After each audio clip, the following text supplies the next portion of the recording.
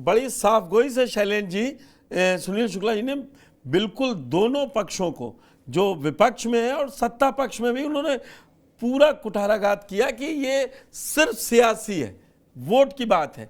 मेरी ये समझ में नहीं आता, एक पार्टी और गठबंधन की संविधान, आरक्षण दलित और पिछड़ों के ही लिए, और दूसरी कहती है जब तक हम जिंदा है ना तब तक दलितों और पिछड़ों के साथ कुछ होने नहीं देंगे। अभी भी चुनाव चल रहे हैं, हरियाणा में कल ही पीएम ने यह भरोसा दिलाया। और मुझे नहीं याद आती है, मेरे साथ दो वरिष्ठ पत्रकार हैं, आप हैं, बताइए कि 121 लोग इस तरह से भगदड़ में उत्तर प्रदेश में हाल फिलहाल 10-20-25 साल में गए। जब आज के जमाने में इंटरनेट 5G है कि कितने लोग आ रहे हैं, कहां आ रहे हैं, सीसीटीवी से लैस रहते हैं जिला मुख्यालय, उसके बावजूद उस बाबा ने सबसे शातिराना काम क्या किया कि 2 जुलाई के बाद से चुपचाप बैठ गया और एक भी सत्संग उसके बाद नहीं किए, ना कुछ बोला।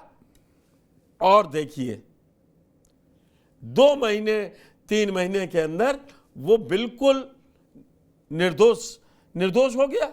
वो 10 आदमी वो चले गए, वो आयोजक जिसने 80,000 की परमिशन मांगी थी वो, और 10-11 लोग और, मंजू यादव जैसे लोगों को जमानत मिली गई है 2 लोगों को, बाकियों को भी मिल जाएगी। साहब हम क्या करें, प्रशासन जिम्मेदार था, चला गया, कोई याद नहीं करेगा।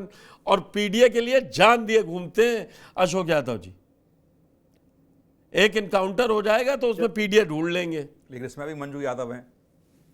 मैं बता तो रहा, अरे उसमें तो आरोपी भी सारे पीडीए के हैं, सब सारा पीडीए है उसमें। वो तो पीडीए पूरा, मरने वाला भी पीडीए, मरने वाला भी पीडीए है। शैलेंद्र जी। चौहान साहब, ये वादे हैं, वादों का क्या। और जहां तक रही बात की 121 जो निर्मम लोग इस दुनिया से चले गए, जिसको आपने व्यक्त में दिया, उन्होंने क्या है, जिन्होंने राम भक्तों पर गोलियां चलवाई और जिन्होंने मुजफ्फरनगर दंगे करवाए, भागलपुर दंगे कर पाए, सिख राइट करवाए, अनगिनत, मैं उसमें नहीं जाना चाहता हूं, पुरानी चीजें हैं, उनको 121 लोग मौत से फर्क पड़ेगा? नहीं तो जिन्होंने भाजपा को कौन सा पड़ गया शैलेंद्र जी, जो आपने कांग्रेस के या समाजवादी पार्टी काम गिना दिए, तो आप मुझे ये बता दिए भाजपा तो बैठने को नहीं तैयार है। इसके लिए मैंने सबसे पहले समाजवादी पार्टी को धन्यवाद दिया, वो कम से कम खुल के सामने तो आ रहे हैं। बिल्कुल, उनको पीडीए अलायंस बचाना इसलिए आए हैं, कांग्रेस और गठबंधन बचाना इसलिए आए हैं। और पहली बात तो मैं मायावती जी को बधाई दूंगा कि कम से कम इलेक्शन के अलावा भी वो ट्वीट करती हैं। पहली बार कम से कम ट्वीट तो आया।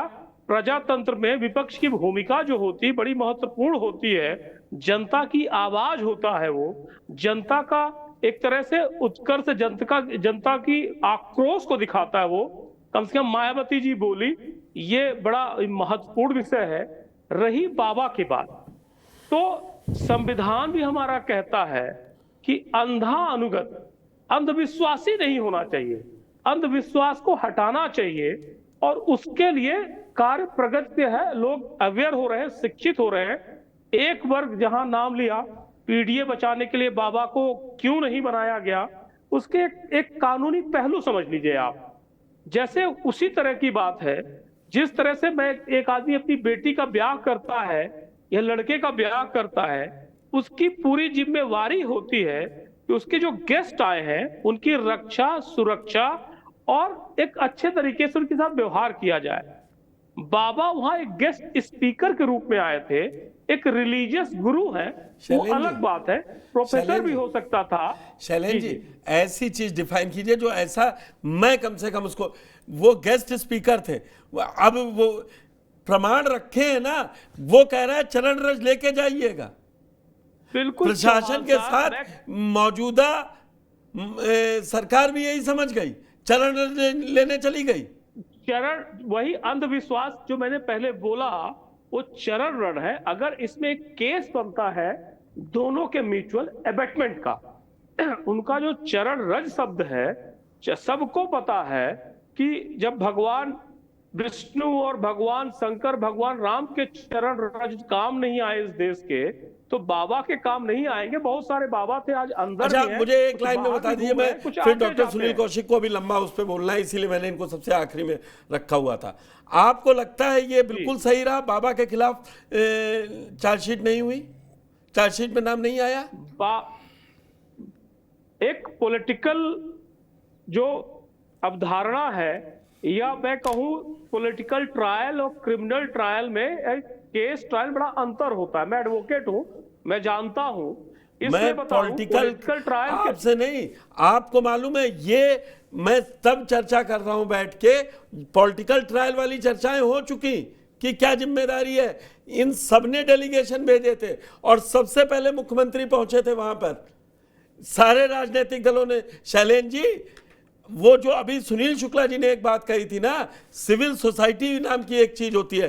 ठीक है, मैं आपको लग रहा है कि बाबा नहीं है तो ये आपकी समझ है।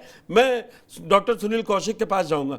डॉक्टर साहब, क्या लग रहा है, आप तो वहीं से पूरा कोना कोना इंच इंच बिछुआ आश्रम से लेके सब देखा हुआ है आपका, क्या लग रहा है आपको, ये ऐसा हुआ क्यों?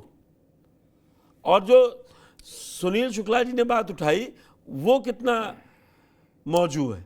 देखो चौहान साहब, शुक्ला जी ने जो कहा ना, बिल्कुल बड़ा स्पष्ट कहा उन्होंने। बिल्कुल। और जिस दिन हादसा हुआ था उस दिन भी हम लोग बैठे हुए थे जी। प्रथम दृष्टया वहां लग रहा था कि प्रशासन की गलती है। 80,000 लोगों की अनुमति देने के बाद यदि 2.5 से 3 लाख लोग पहुंचते हैं तो कौन जिम्मेदार है? इसमें 20 एकड़ की जमीन पे जो कार्यक्रम होना था, क्या 20 एकड़ जमीन में 80,000 लोग आ सकते हैं क्या? इस पर भी यदि चर्चा होनी चाहिए। तो आखिर में उन आरोपियों में प्रशासनिक अधिकारी की मौजूदगी क्यों नहीं है? जब तमाम अधिकारियों ने उस समय यह भी कहा था कि हमारे प्रशासनिक अधिकारियों की जिम्मेदारी यदि कहीं ऐसी दिख रही है कि गलतियां उनसे हुई हैं तो निश्चित तौर से उनके खिलाफ भी FIR होगी, चार्जशीट जाएगी। और सबसे महत्वपूर्ण आप देखिए कि 121 लोग मरने के बाद इस प्रदेश में FIR 1, बस 2 ही बाद में एक सप्लीमेंट्री FIR लगा। नहीं, वो नहीं, 121 परिवारों की तरफ से कोई FIR नहीं। बस जितने भी बड़े हादसे आपने इस प्रदेश में या देश में देखे होंगे, इतने बड़े कांडों में दर्जनों FIR होती हैं। एक भी 121 लोगों की जो उनकी मौत हुई, उनके परिवार ने एक भी आरोप नहीं लगाया। प्रशासन की तरफ से FIR हुई, प्रशासन को चार्जशीट देनी है। अब जो कुछ न्याय प्रणाली में जो कुछ होता है वो सब जानते हैं। क्या मुझे लगता है कि आप देखिए कि जो समाजवादी पार्टी के अभी नेता को आपने सुनवाया, बहुजन समाज पार्टी के नेता ने जो आरोप लगाया, क्या बहुजन समाज पार्टी की सरकार के रहते हुए या उनकी सरकार से पहले इस प्रदेश में कांड नहीं हुए? दलितों के खिलाफ कांड हुए और ऐसे कांड हुए कि दर्जनों की संख्या में दलित लोग मारे गए। मायावती ने क्या उसमें SIT गठित की कभी? क्या मुख्यमंत्री बनने के बाद मरहम लगाने का प्रयास उन्होंने किया? एक भी आप बताइए। 2 में कांड बता दें। फिरोजाबाद का आप देखिए साड़ीपुर कांड, आगरा का पनवारी कांड, पूरे देश में बड़ा विचलित करने वाला था। क्या हुआ उसमें? और सबसे महत्वपूर्ण बात, गेस्ट हाउस कांड हुआ, उसमें क्या हुआ जो मायावती जी सवाल खड़े कर रही हैं? वो तो आप ही के खिलाफ था। आखिर में बताया जाए, उसमें आपने जिन लोगों पर आरोप लगाए उनके खिलाफ अब सत्ता में जाकर चुनाव लड़ने के लिए तैयार हो गए। तो अब किस हक से कह रही हैं ये, किस हक से प्रदेश सरकार पर आरोप लगा रही हैं कि आपने इस पर कार्रवाई ठीक से नहीं किया, किसी को बचाने का प्रयास आपने किया? निश्चित तौर से प्रदेश सरकार पर या जांच एजेंसी जो भी रहा होगा उस पर सवाल खड़े होने चाहिए, पर मायावती को हक नहीं है। मायावती जी को इसलिए हक नहीं है, मायावती जी को इसलिए हक नहीं है कि जब आप सत्ता में रहे और आपके संज्ञान में ऐसे सियासी दलों के पास ही मैंडेट होता है कि वो 5 साल बाद अपनी किसी भी बात से ट्रैक होकर सही रास्ते पे आ जाए। आप सही कह रहे हैं, जनता इसीलिए 5 साल बाद मौका मिलता है मेरे। लेकिन मैं वही कह रहा हूं, समाजवादी पार्टी का स्टैंड आप देख रहे हैं ना, क्लियर नहीं है, इधर जाएं कि उधर जाएं। वो मैंने आज इसीलिए पूछा। मेरे साथ विभूति नारायण जी पूर्व IPS भी जुड़ चुके हैं, उनका भी बहुत बहुत स्वागत है। विभूति जी, केस आपको पता ही है कि यूपी के हाथरस में 121 लोगों की 2 जुलाई को जान जाती है एक सत्संग में, और उसमें जो अगर हमारे पैनलिस्ट हैं शैलेंद्र प्रताप सिंह की, वो बाबा गेस्ट स्पीकर था तो उनके खिलाफ मुकदमा हो ही नहीं सकता। आप देखिए एक बाबा लंबा के कैरियर है, उसमें स्पीकर बताइए नहीं। कि बाबा के खिलाफ एफआईआर नहीं हो सकती थी क्या? क्यों नहीं हो सकती थी? बाबा गेस्ट स्पीकर नहीं था, बाबा मेन स्पीकर था, उसी ने सब कुछ ऑर्गेनाइज किया था। ये बिल्कुल। दुर्भाग्य की बात है। देखिए, हमारे यहाँ अपड़ कुपड़ इस तरह के राजनीति में भी ऐसे ही लोग हैं। आपके स्टूडियो में भी वो मेरे नाम की स्पेलिंग गलत दिख रहे हैं, मैं वो तो एक अलग बात है। तो मैं ये एक मिनट कुपड़ मैं उनको लोगों सही का कर रहा पूरा था। वो है जो, देखिए यहाँ पे सीधी बात है, बाबा जो था वो राजनीति कर रहा था और उसके पास वोटर्स थे, दलित पिछड़े इस तरह के समाज के वोटर्स थे जिसे सब भुनाना चाहते थे, चाहे वो अखिलेश हो, चाहे मायावती हो, या अब ये हमारे भाजपा के जमाने में ये आया है, तो सब उसकी मदद करना चाहते हैं। इससे ज्यादा शर्मनाक घटना उत्तर प्रदेश में क्या हो सकती है कि एक बाबा लोगों को कहता है कि इस नल का पानी छू लो, तुम्हारा कोढ़ दूर हो जाएगा, ये पानी पी लो तो तुम्हारी सारी मिर्गी खत्म हो जाएगी, और उस बाबा को हमारे सत्ता पे बैठे हुए लोग उसको समर्थन कर रहे हैं।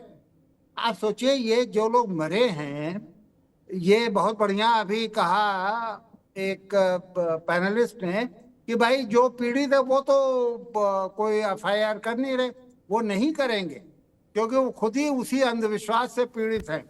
जो अंधविश्वास ये महसूस करता है कि एक नल का पानी आप छू लो और आपका कोढ़ खत्म हो जाएगा, आपकी मिर्गी खत्म हो जाएगी। ऐसे बाबाओं को देखिए, ये बड़ी दुखद स्थिति है और शर्मनाक स्थिति है कि हमारे राजनीतिक लोग भी समर्थन कर रहे हैं और हमारी आम जनता भी कर रही है। तो अब इसका तो कुछ नहीं कहा जा सकता, इसके लिए आप कुछ नहीं कर सकते। ये तो एक लंबे प्रशिक्षण की जरूरत है